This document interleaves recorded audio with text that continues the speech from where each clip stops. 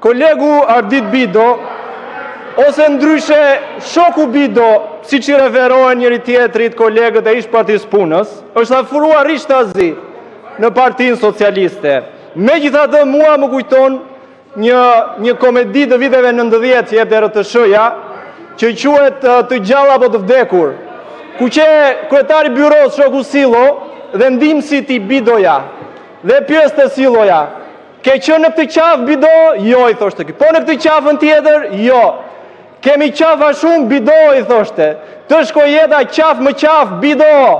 Kështu edhe shokut Bido i ka kaluar karriera e tij politike nga njëra qafë te tjetra.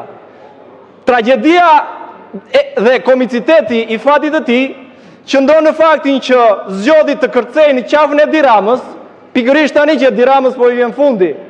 Madje, akoma më keq, Edi Rama është ai që i ka ngarkuar shokut Bido të mbrojë një kauzë, e cila është pikërisht kauza që do rrëzojë Edi Ramën.